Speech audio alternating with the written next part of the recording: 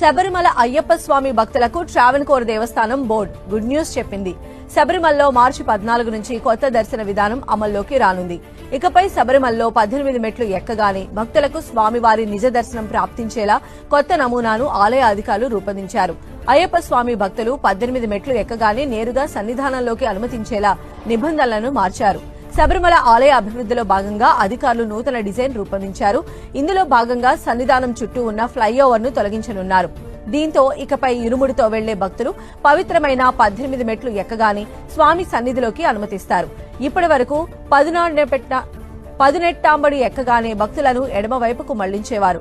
అక్కడి నుంచి 500 మీటర్ల దూరం ఉండే ఫ్లైఓవర్ మీదుగా సన్నిధానం చేరుకోవాల్సి వచ్చేది. ఇప్పుడు ఈ వంతెను తొలగించనుండటంతో మెట్లు ఎక్కగానే స్వామిని దర్శనం చేసుకోవచ్చు. మార్చి 14న మీనమాస పూజల కోసం అయ్యప్ప ఆలయాన్ని తెరవనున్నారు. అప్పుడు ఇరుముడితో వెళ్లే భక్తులు 18 మెట్లు ఎక్కగానే నేరుగా ధ్వజస్తంభానికి ఇరువైపులా 2 లేదంటే 4 లైన్ల దారిలోకి అనుమతిస్తారు.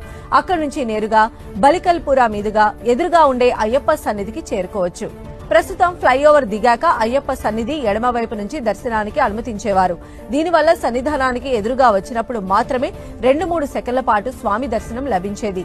రద్దీ ఎక్కువగా ఉన్న సమయంలో స్వామి దర్శనం ఆ మాత్రం కూడా దక్కేది కాదు. తాజా డిజైన్ తో కణిక్క వంచి నుంచి వెళ్తే 30 సెకన్ల నుంచి నిమిషం పాటు అయ్యప్పను దర్శించుకునే అవకాశం లభిస్తుంది. శబరిమలలో ప్రస్తుతం కుంభమాస పూజలు జరుగుతున్నాయి. ఈ నెల 21 వరకు ఆలయం తెరిచే ఉంటుంది.